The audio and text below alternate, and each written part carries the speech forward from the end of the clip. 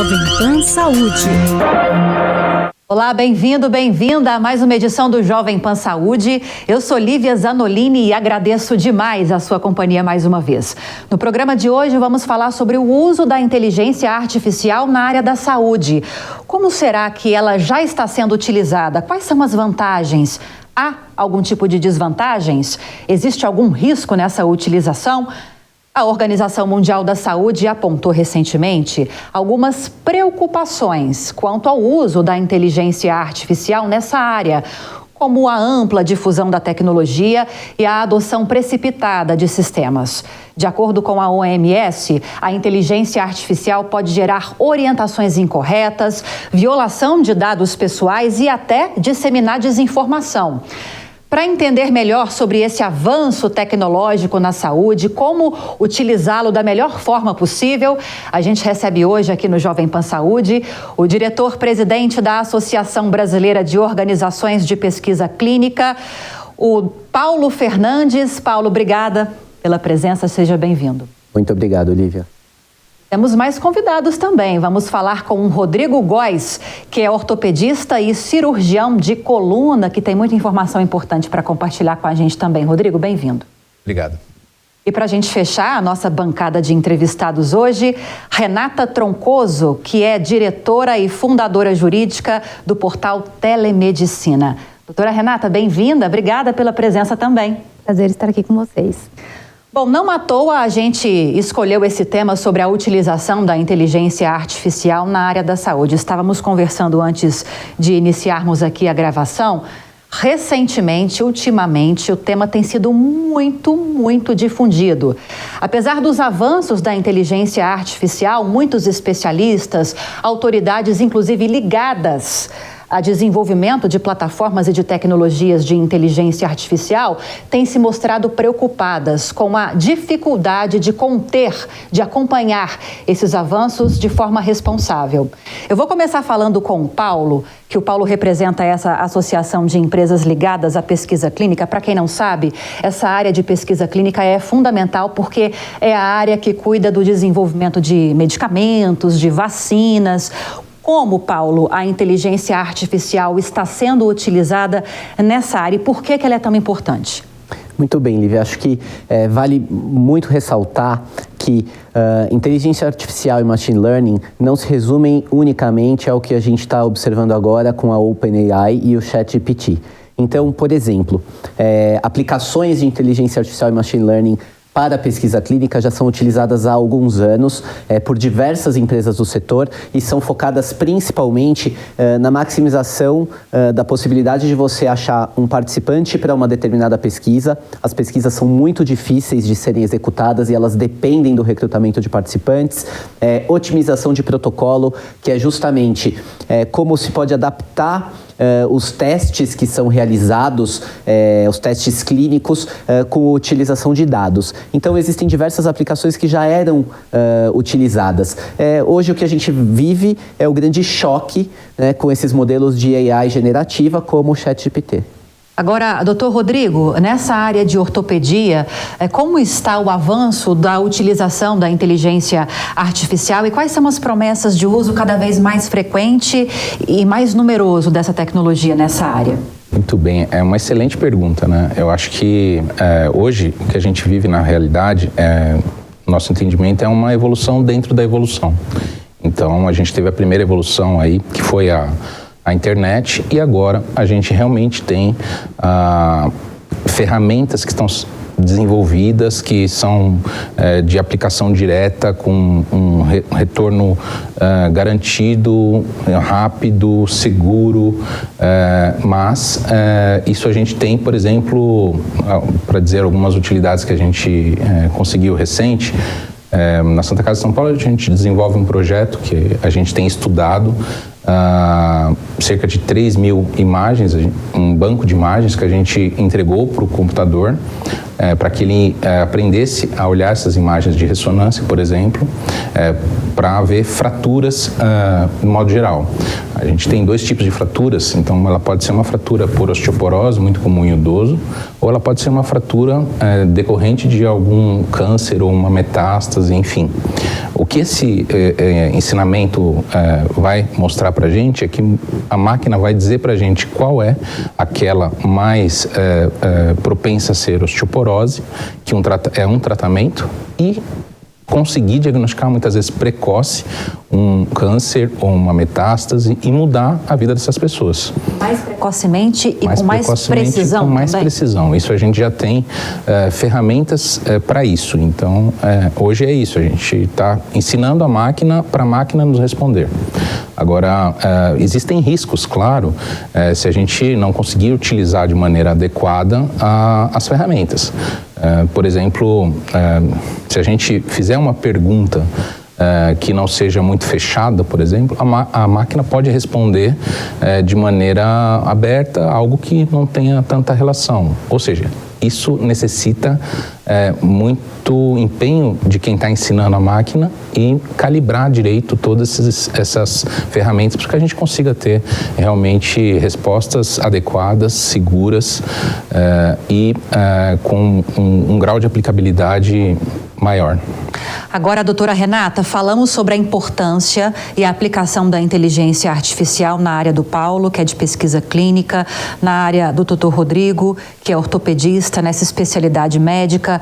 Agora, o seu forte, que é a telemedicina. Como avançou forçadamente a telemedicina com a pandemia? Muitas especialidades já conseguiram levar praticamente toda a sua atuação para esse atendimento online. Como a inteligência artificial está sendo utilizada nesse caso? Imagino que veio para ficar e não tem como recuar, né? Com certeza, Lívia. A nossa empresa faz hoje 10 anos, na verdade esse ano ela completa 10 anos de empresa, né? E a gente já nasceu com um pioneirismo de inteligência artificial. E é algo que, assim, antes a telemedicina ela era muito utilizada, às vezes as pessoas não sabem, mas em telelaudo. Então, o laudo à distância já era muito utilizado no Brasil e a gente chegou com essa novidade que seria o quê? A inteligência artificial para fazer uma triagem da fila. Isso foi o que nos trouxe até aqui, hoje com uma das maiores empresas do Brasil e do mundo em telemedicina. Inclusive, a gente ganhou uma das únicas empresas globais que recebemos um prêmio da Unicef, né, que é da ONU, como uma das empresas que está aí acelerando os desenvolvimentos globais, como um todo da ONU, né? E muito porque a gente utiliza a parte de inteligência artificial não para induzir o médico ou para ele tomar uma decisão, mas toda uma parte de triagem. Então, vou dar um exemplo aqui só para todo mundo que está em casa poder entender como a IA é utilizada hoje no nosso dia a dia. Um exemplo, nós temos 30 milhões de pacientes na nossa base e laudamos mais de 200 mil laudos por mês de eletrocardiograma. Então, vamos supor que num dia temos 6 mil laudos, ECGs, chegando, que são exames de coração, e o número 1000 é um caso que a pessoa ali, em minutos, vai sofrer, por exemplo, um infarto agudo. A inteligência artificial consegue verificar isso e priorizar esse exame, colocar em primeiro lugar na fila, para que o cardiologista consiga atender aquele paciente em tempo real, dar um laudo que sai em até 3 minutos, que é a nossa média para casos emergenciais, e aquela vida ser salva. Então, nós temos um caso aqui, no local próximo que nós atendemos aqui, uma cidade aqui em Tarumã, que é pertinho aqui de São Paulo, e nós tivemos ali um resultado de 40% menos mortes por causa de casos cardiovasculares, né? Por conta da inteligência artificial. Então, assim, a gente toma muito esse cuidado para que não interfira no laudo médico, mas que possa trazer essa agilidade para literalmente salvar vidas.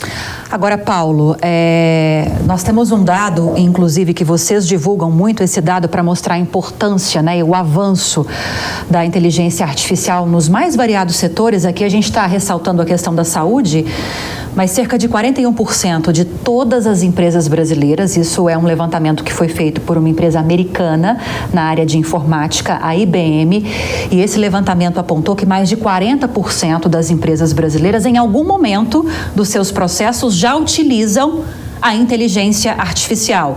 No início dessa entrevista, eu destaquei que há algumas preocupações em relação, como tudo na vida tem os dois lados, né? Há algumas preocupações em relação ao avanço dessa tecnologia tão rapidamente, principalmente. Inclusive, essa preocupação foi destacada pela Organização Mundial da Saúde. Essa questão de manipulação de dados, que tem uma questão ética envolvida, a questão de possíveis desinformações nesse processo todo. Quais são os cuidados que a gente precisa ter para tentar minimizar o máximo possível? Daqui a pouco a gente vai falar de regulamentação, mas pelos recursos que nós temos e pelas regras que nós temos vigentes, quais são os principais cuidados que se tem que ter para que a gente extraia só ou pelo menos mais benefícios do que riscos dessa tecnologia? Muito bem. Eu acho que quando você me perguntou, você acabou tocando num dos pontos fundamentais, que é o tipo de pergunta que nós vamos fazer. Então, o que nós de fato queremos extrair a partir desses dados que são utilizados nas aplicações de inteligência artificial e machine learning. Vou te dar um exemplo. Se eu quero recrutar participantes para uma pesquisa clínica num modelo tradicional, uma série de centros de pesquisa são contratados para participar, recrutados para participar desse estudo clínico. Pesquisadores atuarão lá junto à sua base de pacientes, aqueles pacientes que eles atendem no ambulatório, que eles têm dados médicos em prontuário. Esses prontuários serão revisados manualmente contra as indicações do protocolo clínico para recrutar esses participantes na pesquisa. Esse processo tem acesso a dados pessoais e esses dados pessoais são regulamentados de acordo com a nossa LGPD. O mesmo exemplo, só que utilizando aplicações de inteligência artificial e machine learning, como por exemplo a gente trabalha dentro da Sail for Health, a empresa que eu lidero. Você consegue acessar esses mesmos dados de prontuário, principalmente quando esses dados estão numa base eletrônica.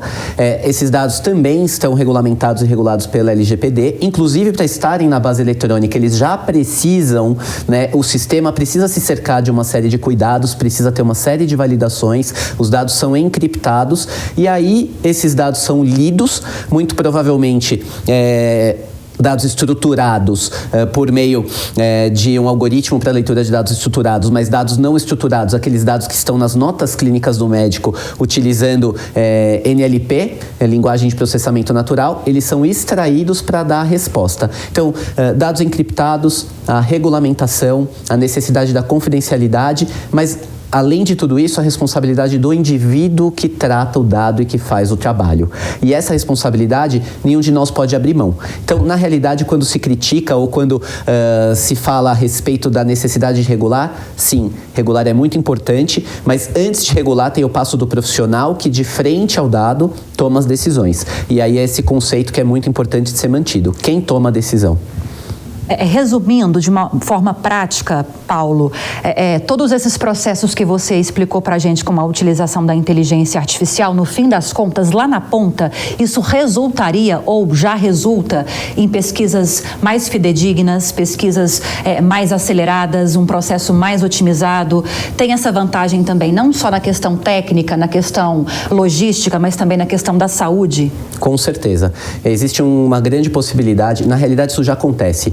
O uso dessas aplicações impacta a saúde pública, acelerando o desenvolvimento clínico com segurança. Desenvolver um novo medicamento ou uma nova vacina é algo que demora muito tempo. A gente tem o exemplo agora com a pandemia de Covid-19, onde diversas vacinas foram trazidas ao mercado num tempo recorde. Com certeza foram utilizadas diversas aplicações como essas, de inteligência artificial e machine learning, na análise desses dados, na verificação de tendências, na antecipação de problemas, até mesmo na identificação de locais onde a epidemiologia da doença apontava maior número de casos, o que, para pesquisas de vacinas, acelerava a resposta para esses estudos. Então, elas são muito importantes, são fundamentais, é muito importante que o uso seja feito de forma correta, mas ele já impacta positivamente a sociedade como um todo.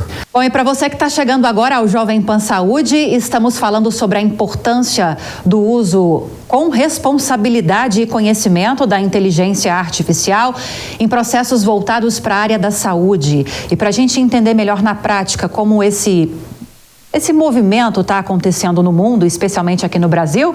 Nós recebemos o Paulo Fernandes, que é diretor-presidente da Associação Brasileira de Organizações de Pesquisa Clínica, também a doutora Renata Troncoso, cofundadora e diretora jurídica do portal Telemedicina, e o doutor Rodrigo Góes, que é ortopedista e cirurgião de coluna. Agora, doutora Renata, a gente está alertando aqui desde o início sobre a importância, desde o início a gente está destacando o quanto é bem-vinda essa tecnologia, mas é preciso conhecê-la cada vez mais e utilizá-la de forma cada vez mais responsável.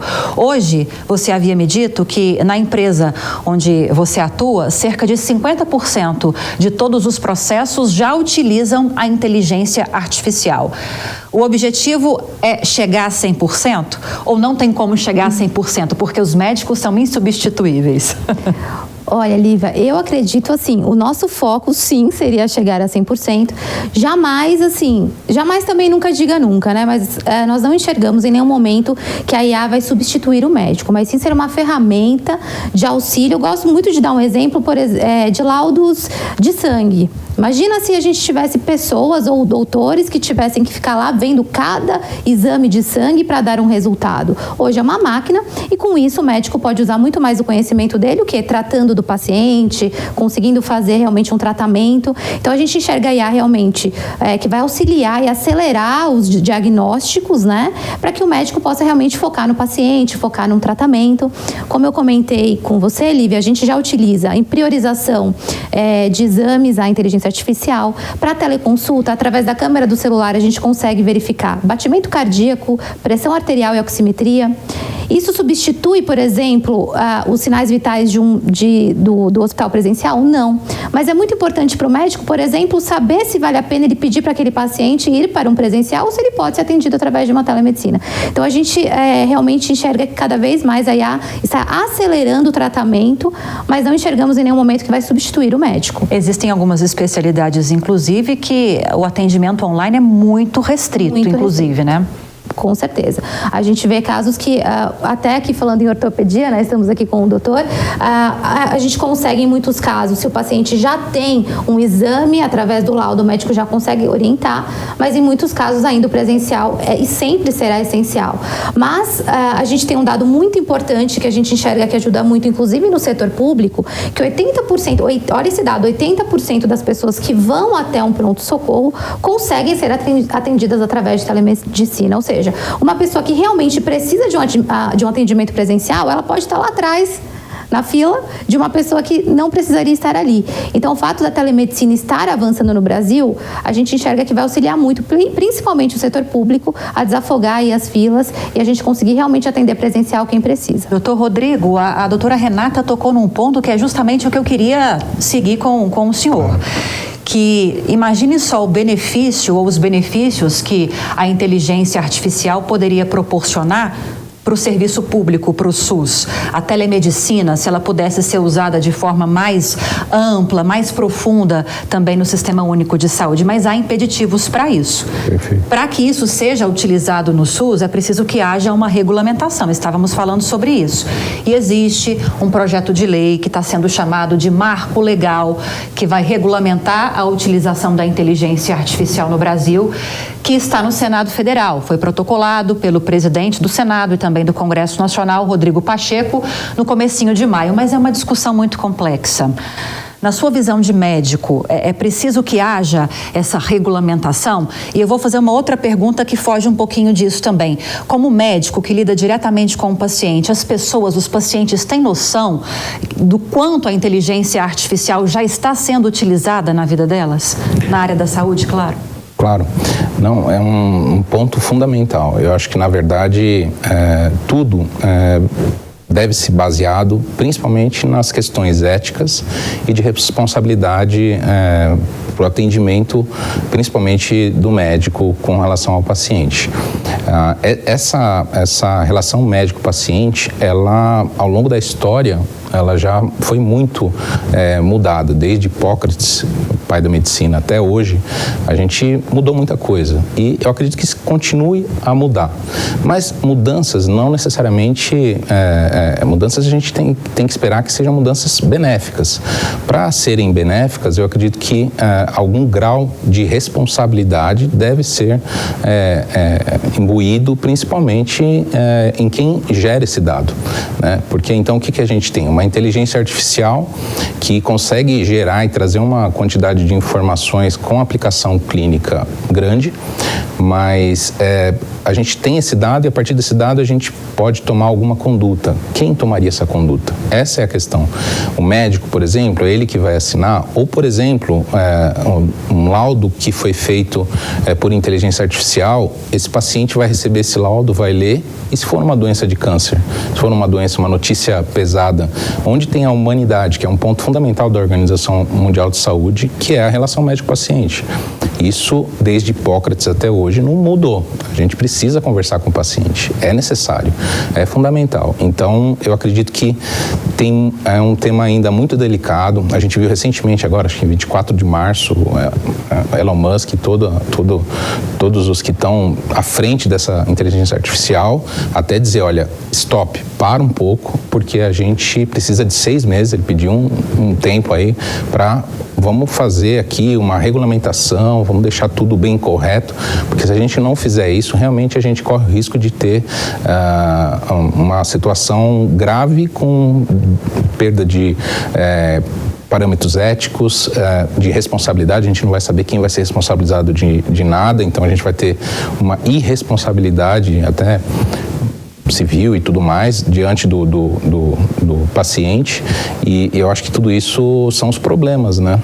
Como foi bem comentado já pelo Paulo e também pela doutora Renata, eu acho que todos esses problemas eles estão à tona e eu acho que a gente tem que discutir, e eu acho que, respondendo a sua pergunta objetivamente, eu acredito, eu espero que essa discussão que a gente esteja tendo aqui alerte as pessoas que estão escutando em casa para abrir os olhos para a inteligência artificial com responsabilidade, que é isso. A partir de agora a gente vai discutir cada vez mais isso. Eu acho que a gente entrou numa era da medicina onde a gente vai ter cada vez mais o dado passado para a gente de uma maneira com inteligência artificial, mas mantendo o que a medicina tem de mais nobre, eu acho que deve ser mantido, que é a relação médico-paciente.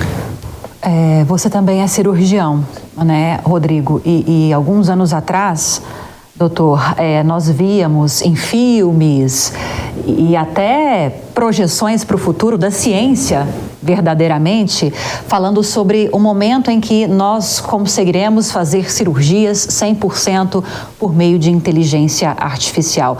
Isso já está acontecendo, é algo próximo, precisamos ficar com medo, assustados com essa evolução toda, porque eu fico me colocando na condição de paciente.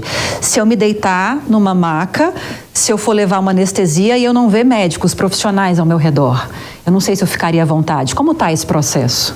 Esse é uma história muito interessante. Na verdade, o que a gente tem hoje, por exemplo, na robótica? A robótica é algo que veio em algumas áreas da medicina, por exemplo, cirurgias urológicas, tratamento de câncer de próstata, ressecção e tudo mais, hoje está virando praticamente, a gente chama de padrão ouro, fazer por robótica.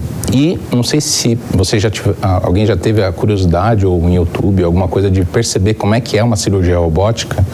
O cirurgião opera sentado numa estação. E tem todas as pinças, ele consegue manipular tudo aquilo, mas a uma certa distância do paciente. Isso acontece também de maneira utilizando um pouco de telemedicina. Esse cirurgião, ele poderia muito bem realizar, e já foram realizadas, cirurgias em outros continentes, por exemplo.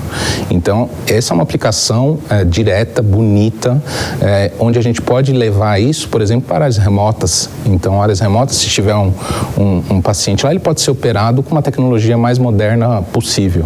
E aí voltamos à pergunta inicial com relação ao SUS. a relação ao que a gente pode oferecer de mais imediato para esses pacientes que precisam da medicina, da inteligência artificial, e isso eu acho que agora para todos os gestores aí temos que quebrar bastante a cabeça para ter soluções. As ferramentas estão aí, a gente precisa criar soluções. Qual que é o principal desafio hoje, Paulo? Eu sei que são vários, a gente já levantou vários aqui, mas na sua área de pesquisa clínica, qual que é o principal desafio para tornar a inteligência artificial cada vez mais uma aliada e eliminar esses riscos todos? Bom, a digitalização. Então, para que todos esses modelos possam ter um funcionamento adequado, eles precisam se servir de grandes bases de dados, e essas bases de dados, muitas vezes, elas não estão organizadas, né? Então, algumas das primeiras aplicações desse tipo de ferramenta são justamente na direção de organizar os dados que estão disponíveis e que foram coletados prospectivamente ou mesmo ao longo do tempo. Um grande exemplo é o DataSUS, como a gente já conversou alguns minutos atrás, para que esses dados sejam organizados e possam ser utilizados. E aí vem um ponto super relevante que vem sendo discutido e que tem muito a ver também com o relatório da OMS, e os vieses que existem nessas grandes bases de dados e como tratar desses vieses para que eles possam ser mitigados ou eliminados, para que eventuais decisões que venham a ser tomadas se utilizando desse ferramental não sejam decisões enviesadas. E aí isso não permeia só a saúde, permeia a educação, permeia a segurança pública. Então a gente tem uma série de outras áreas que se servem do dado. Então, o ferramental para análise dos dados que estão disponíveis é muito importante. E na área de telemedicina, Renata, para a gente fechar, doutora, qual que é o principal desafio para ampliar cada vez mais a utilização dessa inteligência artificial? E até pegando um pouquinho do que o Paulo falou, o quanto os governos são fundamentais nesse processo também, falando de base de dados, por exemplo. Exatamente o que o Paulo falou, já sempre foi o nosso maior desafio, que são esses silos de dados que chamam, né? Que é quando a gente tem muita informação, tem muito dado, mas como você pode acessar ele. A LGPD nos ajudou muito como empresa, porque hoje o dado não é da empresa, não é do governo, não é do hospital, é da pessoa, é do cidadão. Então, se ele dá um ok, por exemplo, para compartilhar para um estudo, ele tem essa liberdade. Então, com isso, a gente conseguiu ter mais dados, porque a inteligência artificial, ela só evolui tendo os dados na mão para poder evoluir ela. Então, com certeza, esse é um desafio nosso grande, como também a digitalização no sentido de muitos locais. Infelizmente, a gente chega até em hospitais grandes que tudo é no papel, por incrível que pareça. Tudo ficha no papel, laudo no papel. Então, o Brasil ainda sofre bastante com a digitalização para a gente poder ter acesso a esses dados e evoluir com a telemedicina.